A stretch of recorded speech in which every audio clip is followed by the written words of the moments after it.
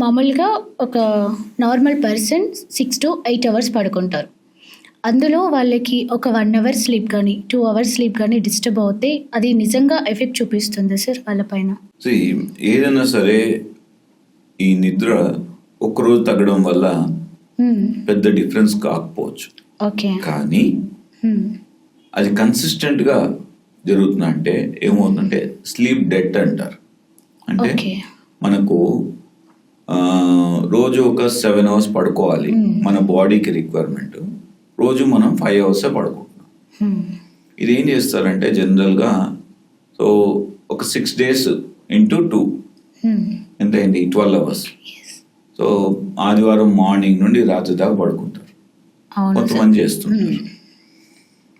ఇది కరెక్ట్ పద్ధతి కాదు.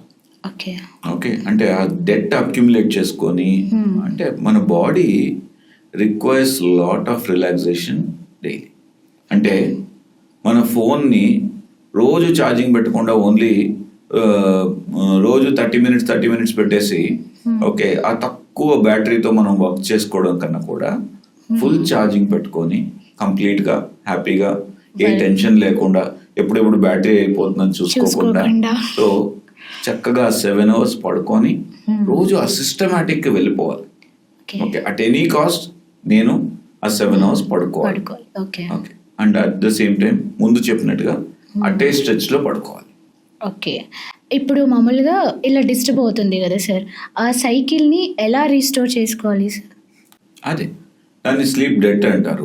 ఎగ్జాంపుల్ ఈ వారంలో నాకు ఎగ్జామ్స్ ఉన్నాయి, నేను కొద్దిగా తక్కువ నిద్రపోయి ఎక్కువ చదువుకోవాలి. సో దీనికి 2 పద్ధతులు ఉంటాయి. ఒకటి ఇంతకు ముందు అన్నట్టుగా మనం ఒక న్యాప్ తీసుకోవడం, ఒక 15 to 20 minutes మధ్యలో రిలాక్స్ అయ్యామనుకోండి, మనకు అది రీఛార్జ్ అవుతుంది. 2 మెడిటేషన్. ఇన్ఫ్యాక్ట్ మన లాట్ ఆఫ్ ఏన్షియంట్ లిటరేచర్, పర్టికులర్గా గౌతమ్ బుద్ధుడి లిటరేచర్ చూసినట్లయితే ఆయన చెప్పిన మెడిటేషన్ పద్ధతి వచ్చి ఆనాపానసతి. ఆనాపానసతి అంటే టు బీ విత్ బ్రెత్. ఆనా అంటే ఇన్హలేషన్, పానా అంటే ఎక్సలేషన్, దాని సతి అంటే కూడుకొని ఉండడం. మన బ్రెత్ తో మనం ఉండడాన్ని దాన్ని మెడిటేషన్ అని అంటారు అన్నమాట. ఇది గౌతమ బుద్ధుడు ప్రబోధించిన మెడిటేషన్ పద్ధతి. దీనికన్నా బెటర్ పద్ధతి ఇంకోటి లేదు. సో కాబట్టి ఎప్పుడైతే మీరు రెగ్యులర్గా ఒక 15-20 minutes రోజు మెడిటేట్ చేస్తూ వస్తుంటారో వాళ్ళకి ఏమవుతుందంటే ఆ స్లీప్ 4 hours 5 hours అయినా కానీ కాంపన్సేట్ చేసుకోవచ్చు. ఎందుకంటే ఒక 15 minutes of good quality meditation is probably equal to 3-4 hours of sleep. Again just కళ్ళు మూసుకొని శంకరవర ప్రసాద్ గారిని గుర్తుపెట్టుకోవడము, లేకపోతే బాలకృష్ణ గారిని గుర్తుపెట్టుకోవడము కాదు. ఓకే, పాలిటిక్స్ ఆలోచించడం కాదు. Be with your breath. Anapanasati. Okay sir, నిజంగా మెడిటేషన్ చేసేటప్పుడు ఆ టైంలోనే అన్ని గుర్తొస్తాయి సార్, కాన్సన్ట్రేట్ చేయలేకపోతే. మీరు మళ్ళీ చాలా వ్యాలిడ్ పాయింట్ తీసుకొస్తున్నారు.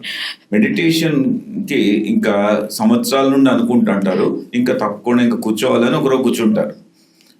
మెడిటేషన్ స్టార్ట్ చేయకముందు 10 ఆలోచనలు ఉన్నాయనుకోండి బ్రెయిన్లో, మెడిటేషన్ స్టార్ట్ చేసిన తర్వాత 100 ఆలోచనలు వస్తాయి. ఎందుకు? ఇదంతా కూడా మీది మన మైండ్ ఎప్పుడు కూడా కోతిలాగా ఉంటుంది. ఓకే, దాన్ని కంట్రోల్ చేయాలనేసి 4 కొట్టామనుకోండి మన మీదకి ఎగిరి పడుతుంది. దాన్ని బట్టి దాన్ని వదిలేసి అదే పోతూ ఉంటుంది. కానీ ఎప్పుడైతే కంట్రోల్ చేయాలి అనేసి మనం కోతిని కొట్టడం స్టార్ట్ చేస్తామో అది రివోల్ట్ అవుతుంది. అలానే ఇనీషియల్గా ఆ కష్టం ఉంటుంది. ఉదాహరణ చెప్తాను నేను. మీరు అదేది సముద్ర మదనం అనేసి ఒకటి చెప్తారు, అమృతం కోసం కదా. సో దాన్ని ఫస్ట్ ఇలా చిలకడం స్టార్ట్ చేసినప్పుడు ఒక పక్క దేవతలు ఉంటారు, ఇంకో పక్క రాక్షసులు ఉంటారు. సో వాళ్ళు ఇలాగా చర్న్ చేయడం స్టార్ట్ చేసినప్పుడు ఫస్ట్ ఏమొస్తుంది? హాలాహలం వస్తుంది, విషయం వస్తుంది. ఓకే, అలానే మెడిటేషన్ కూడా స్టార్ట్ చేసినప్పుడు first tough thing, tough time, ఇది మనం చేయలేము, ఇది మనకు సంబంధించిన కాదు అన్న పిక్చర్ ఇస్తుంది. Yes, sir. కానీ దానికి తోడు మనకేం కావాలంటే ఒక శ్రద్ధ, పట్టుదల, మోటివేషన్ కావాలి. Okay. ఎందుకోసం మెడిటేషన్ చేయాలనుకుంటున్నారు? ఒక పర్పస్ కావాలి. సో మన హెల్త్ మంచిగా ఉండాలి, మనకు ఒక స్పిరిచువల్ ఎన్లైట్మెంట్ కావాలి. ఇలాగా లార్జర్ పర్పస్ పెట్టుకున్నామంటే ఆ మోటివేట్ అవుతాం. కానీ Concentration. ఎంతమందికి అలా మోటివేట్ చేసుకొని కూర్చోగలుగుతారు? సో కొంచెం ఏదో కష్టం. పెద్ద లైఫ్ లో ఏదో పెద్ద ప్రాబ్లం ఎదురయ్యేంత వరకు కూడా చాలా మందికి మెడిటేషన్ ఇంపార్టెన్స్ అనేది అర్థం కాదు. అవును సార్, ఇది మాత్రం నిజం. యోగా లేకపోతే ప్రాణాయామ అండ్ మెడిటేషన్ ఇవన్నీ ఏంటంటే ఏదైనా మేజర్ ప్రాబ్లం వచ్చినప్పుడు చేస్తారు, మళ్ళీ ఒక 15 రోజుల తర్వాత నాకేం బెనిఫిట్ లేదు దీనిలో అని వదిలేస్తారు. కానీ మనం మెడిటేషన్ కానీ యోగా కానీ ప్రాణాయామ కానీ దీనివల్ల బెనిఫిట్స్ పొందాలంటే రోజు it's like SIP, systematic investment plan. Okay, ఉదాహరణకు నైస్. ఒక 1000 రూపీసే నువ్వు రోజు ఇన్వెస్ట్ చేస్తూ వస్తావు. నెలకు 1000 రూపీస్ ఇన్వెస్ట్ చేస్తూ వస్తావు. ఒక 10 years ఇన్వెస్ట్ చేస్తావు. ఓకే, ఎంత ఇన్వెస్ట్ చేసినట్టు? 1,22,000, 20,000 ఇన్వెస్ట్ చేసినట్టు. Okay sir. అది 20 years తర్వాత ఎంత అవుతుంది? రఫ్లీ అరౌండ్ 4 lakhs అవుతుంది. ఓకే ఓకే, అంటే more than 2-fold, 1.8 times return అవుతుంది అని అంటారు. ఓకే. ఓకే, కానీ అదే 25 years తర్వాత ఎంత అవుతుంది? ఆల్మోస్ట్ 12 lakhs అవుతుంది.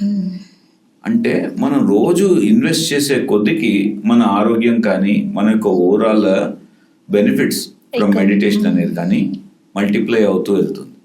సో కాబట్టి రోజు ఒక 15 minutes ధ్యానం చేయలేకపోతున్నాం, కనీసం ప్రేయర్ చేయొచ్చు కదా. అవును సార్. కదా. సో అండ్ ఈ రోజుల్లో అనదర్ ఇంపార్టెంట్ మేజర్ ఛాలెంజ్ మనం ఏం చూస్తున్నాం అంటే ఏదో చెత్త మ్యూజిక్ పెట్టుకొని నేను రిలాక్స్ అవుతున్నాం అనే ఫీలింగ్ లో ఉంటారు. కాదు. ఓకే. ఇప్పుడు మనం వినే పాట ప్రతి దాని యొక్క బ్యాక్గ్రౌండ్ కూడా స్లీప్కి చాలా ఇంపార్టెంట్. ఉదాహరణకు ఒక పాట చెప్తాను నేను, అంటే నాకు బాగా నచ్చిన పాట. సో గొరుంక గూటికే చేరావు చిలక, భయమెందుకే నీకు బంగారు మొలక, గొరుంక గూటికే చేరావే చిలక, ఏ సీమదానవో ఎగిరెగిరి వచ్చావో. అలాగా ఈ పాటలో లిరిక్స్ చూసుకున్నట్లయితే మనల్ని ఎక్కడో అంటే so much of restless state లో ఉన్నావు, నువ్వు చాలా చక్కగా మంచి ప్లేస్కి వచ్చావు, బెడ్ మీద ఉన్నావు, హ్యాపీగా నిద్రపో అనేసి ఒక ధైర్యం ఇస్తున్నారు. కానీ అదే వెస్టర్న్ లిటరేచర్ లో యో యో యో అని అనేసి నువ్వు మంచిగా పడుకో, రిలాక్స్ అవుతున్నావు అని అంటే it is not possible. So please students కానీ అడల్ట్స్ కానీ ఎవరైనా సరే మీరు పడుకునేటప్పుడు అయినా మ్యూజిక్ వినాలంటే మంచి మ్యూజిక్ పెట్టుకోండి, అన్నమయ్య పాటలు పెట్టుకోండి, that will recharge you. Okay, ఒక భక్తికి సంబంధించిన పెట్టుకోండి, లేకపోతే ఒక మంచి ఇప్పుడు చెప్పినటువంటి పాట పెట్టుకున్నాం అనుకో, చాలా ఓకే రిలాక్స్ అవుతాం. మీ యొక్క స్లీప్ క్వాలిటీ అనేది దీన్ని మ్యూజిక్ థెరపీ అంటారమ్మా. ఓకే, మన స్లీప్ క్వాలిటీ ఎప్పుడైతే చాలా ఇంప్రూవ్ అవుతుందో, మీరు అన్నారు ఇంతకు ముందు క్వాంటిటీనా quality, quality plays a very very important role. ఒక మెడిటేషన్ చేయడం వల్ల, ఒక మంచి మ్యూజిక్ వినడం వల్ల మన యొక్క స్లీప్ క్వాలిటీని మనం మంచిగా ఇంప్రూవ్ చేసుకోవచ్చు. ఇప్పుడున్న బిజీ లైఫ్ లో అట్లీస్ట్ వాళ్ళ కోసం వాళ్ళు ఒక 1 hour కూడా యూటిలైజ్ చేసుకోవట్లేదు. 1 hour కా 10 minutes కూడా మీ time is very very important.